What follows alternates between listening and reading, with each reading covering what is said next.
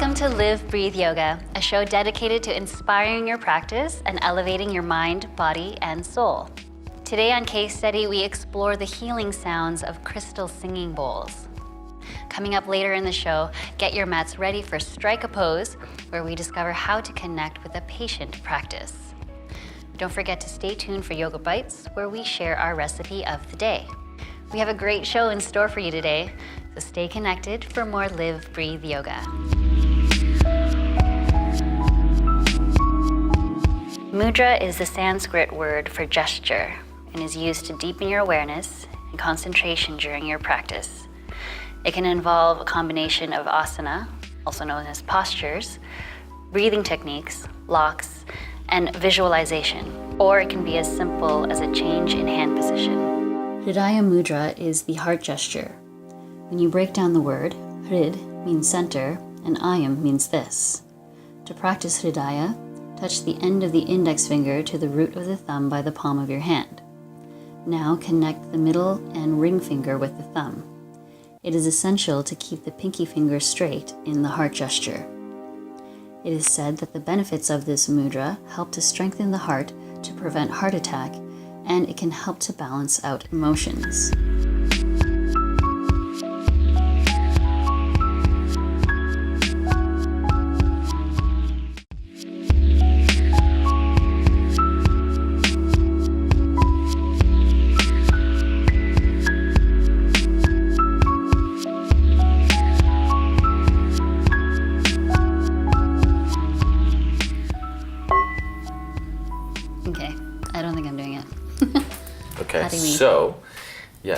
The Tibetan bowls are quite hard. It's all about just using a bit of pressure and really getting this upper aspect of the rim.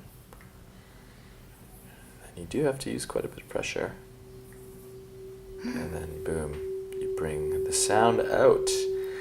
And you can also start with a nice little hitting chime, and then it's already starting to ring, so you can just sort of catch the vibration and boom. Cool. Yeah. Such control. Okay, let me see if I can do this. Well, years of practice on my end at least. This is day one. So. That's it. So maybe give it a hit and just see, and then move it around. There you go.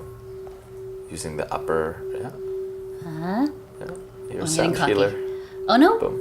There you go. It's happening. Oh, I lost it. There it is. There it is. So beautiful.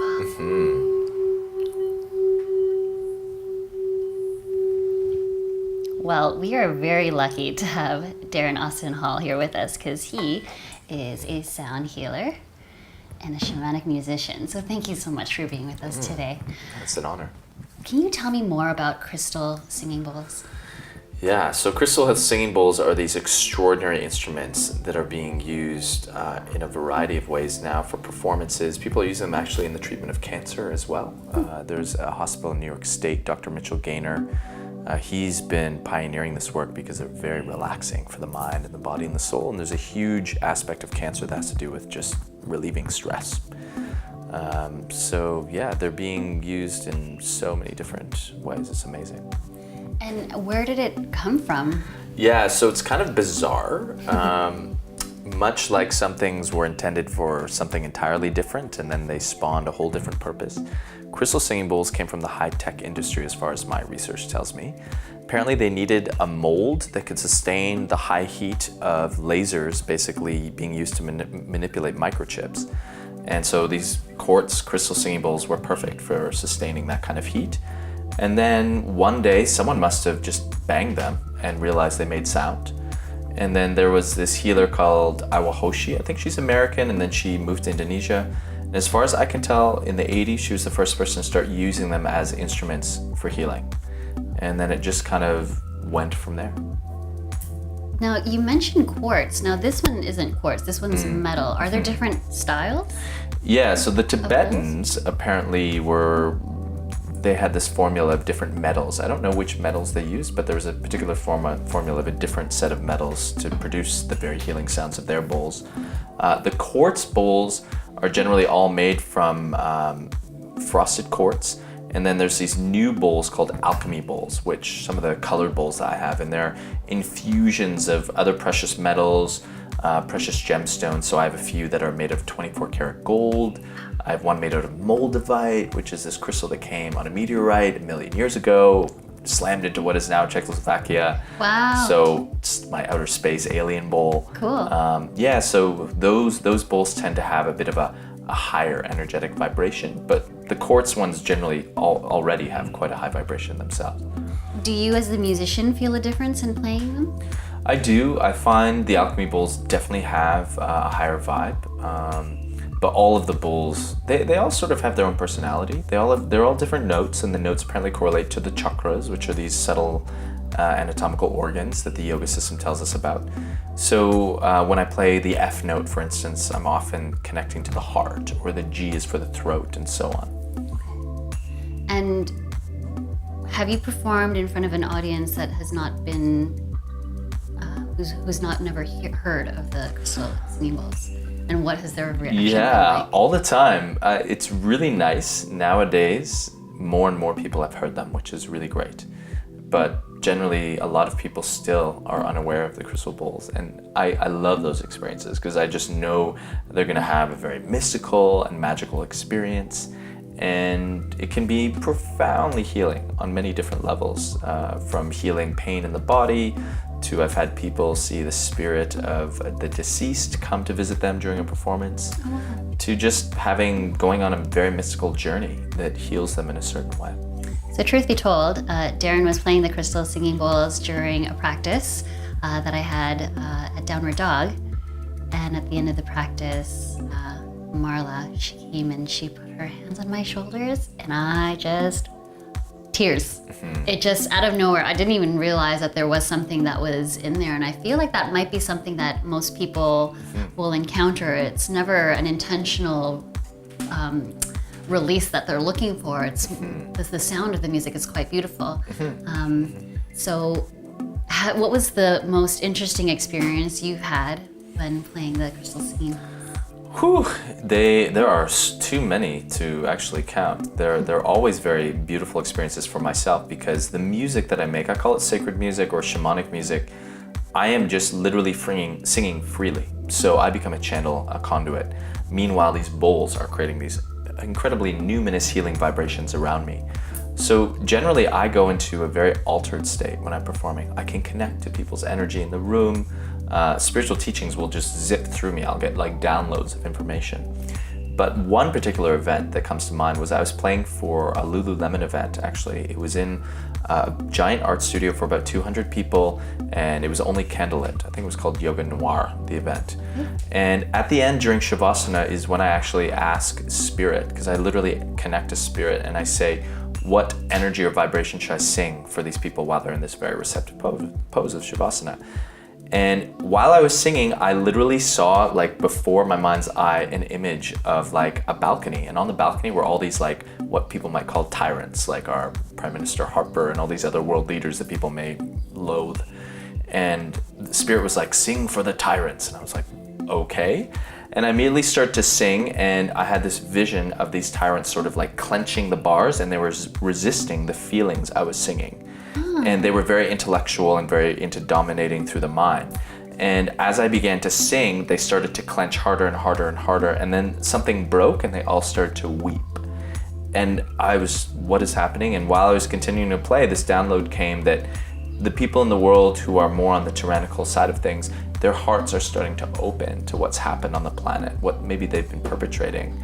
And it's a sign of like this great change that's happening. So that was like a 10-minute altered spiritual teaching that I was bringing through to others and also receiving. It was very profound. That sounds amazing. I can only imagine the feedback that you received from the students in the class. Yeah, it can be mind-blowing. Yeah. Did you notice, is from practice to practice, from performance to performance, have you noticed a change in the way that you connect with the singing bowls?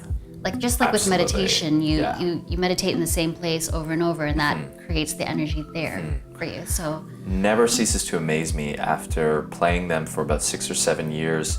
how I'll still be playing them in ways that feel new. I'll be singing in ways that feel new. I'll connect to the bowls in ways that feel new. I'll get new insights on how to play the bowls in new ways. So it is a very profound, infinite experience of just being in a creative, spiritual flow. I'm really excited for you to play for us. So Darren is going to play us out into the break. Coming up after the break is Strike a Pose. More with Darren Austin Hall.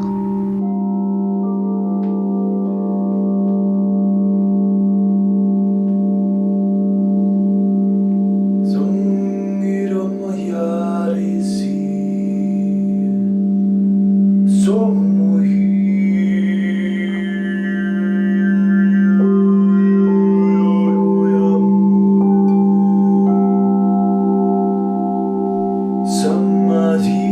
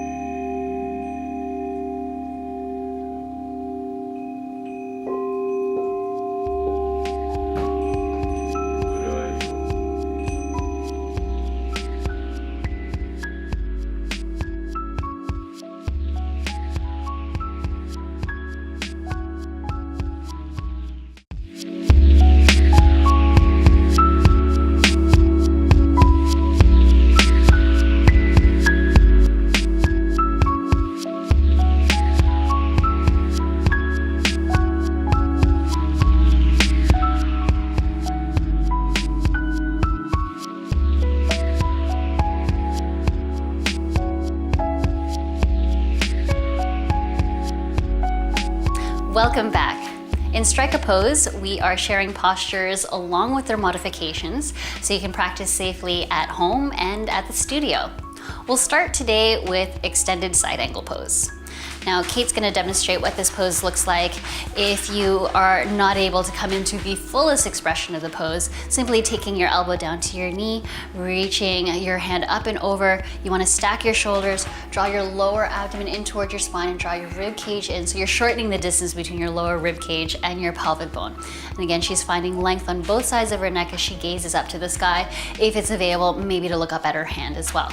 Now Lee here is able to come down into the pose to a fuller expression of the pose. His hand is on the outside of his foot. Sometimes you might be taught to have your hand on the inside of the foot. Either way, they're both perfectly fine.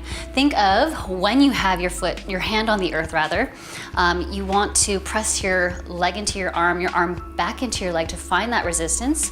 Again, you're drawing your lower abdomen in, you're drawing your rib cage towards your pelvic bone, length on both sides of the neck. And then rather than reaching yourself back, you want to reach up, shoulders away from your ears, and connect with the breath. You want to find ease in your face as you're moving through your postures. If you start to squinch up your face, then you might want to pull back into a variation of the pose that's easeful. And then from here, we're gonna move into standing pigeon pose. So in standing pigeon, both Kate and Lee are gonna work with the right leg first. So taking your right ankle over your left knee, hands to heart center to start, and then slowly start to sit back into the pose. And remembering, flexing your pinky toe towards your outer knee to protect your knee. You want the focus to be at your hip. Now Kate is able to take her elbows all the way down to her knees. Lee is gonna keep his hands at heart center, find a focal point. In Sanskrit, this focal point is called your drishti. Staying with this drishti and staying in this pose for the duration of the sequence. Now you might find that the instructor, your instructor, or maybe at home, that maybe there's an instruction to go deeper into the pose. If you are able to go deeper, you can take your hands down to the earth, and Kate's gonna demonstrate that. And maybe straighten out your supporting leg. And then Kate's gonna find length on all sides of her neck, scooping out her lower abdomen and energetically drawing her hips to the sky. And noticing while Kate's here, Lee is maintaining the standing pigeon. And then from here, Kate's gonna slowly come up into an upright position, meeting Lee in the standing half box. Lee stepped out of it. Totally normal. In a practice, if you feel like you need to step out of a pose or step away from a pose at any time, you're always welcome to, because this is, after all, your own practice. Moving on from here, we're gonna connect with eagle pose. Eagle pose is another standing balancing pose. They're gonna connect with the left side. Now Lee, in this pose, has a little bit more mobility in the hips. He's able to wrap his left leg around his right, but also wrap his left ankle behind his right. With his arms, his left arm is underneath, wrapping wrist to touch palms. Now Kate's demonstrating what this would look like if you're not able to wrap your entire leg. You wanna squeeze your legs together with your legs crossed, and rather than, if this is not at your avail, you can hold on to opposite shoulders. Inhale, lengthen, exhale, sit deeper into the pose, draw your elbows away from you, connecting with the eagle pose. And from here, with control, unwinding, to release. It helps in your standing balancing poses to really connect with the focal point, connect with that drishti, so you can really hone in to the practice. Moving on from here, we're gonna come down to the earth for Gomukhasana cow face pose.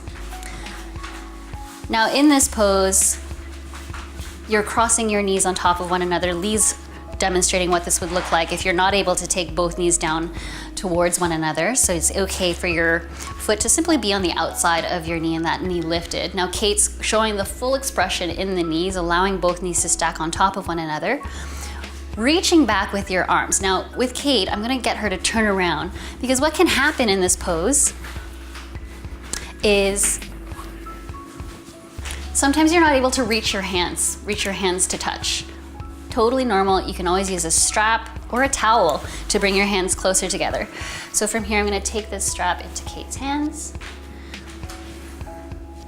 Totally fine. Now, one of the things that you wanna observe in this pose is to maintain a nice long spine. If you find that you need to arch your back to reach your fingertips, The use of the strap will help you find that length in your spine, draw your lower abdomen in, and with your eyes closed, you can really try to find that stretch in your tricep. So you might need to draw your elbow closer to your head or further from your head, so you can kind of play around with that yourself to see where you can connect with that full expression.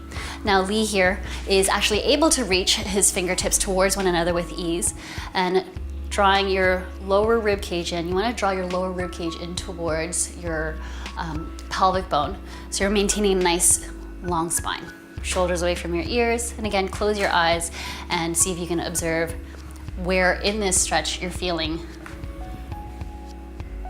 that connection. From here, we're going to move forward into reclined cobbler's pose. So this is Supta Baddhakonasana. So laying flat on your back, bending your knees, and then allowing the bottoms of your feet to touch so you can allow your knees to open up towards the earth. This is an amazing posture that you can melt into. Now, noticing there's a difference between how open from person to person that you can be in your hips. However, when you're in this pose, if you can, in your mind, imagine what it looks like for your knees to come down to the earth, how it would feel for your knees to come down to the earth, and utilize your breath to maybe allow for that openness to happen in your hips. Now, I'm gonna keep Lee and Kate in this pose. Now remember, with a patient practice, you can connect with your full expression of each pose at your own pace. I wanna thank Lee and Kate for being with me today.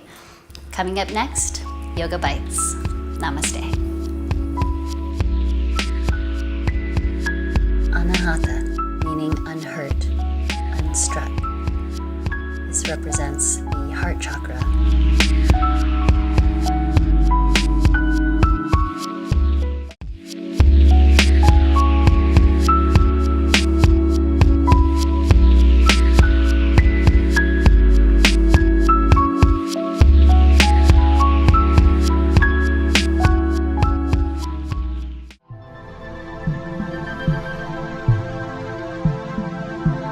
Khichdi is the type of comfort food that also heals the belly. I say this because this is actually the dish prepared for a practitioner of the cleansing technique known as Shankaprakshalana. Once the kriya is complete, a strict diet of khichdi is to be consumed for breakfast, lunch, and dinner for 3 days.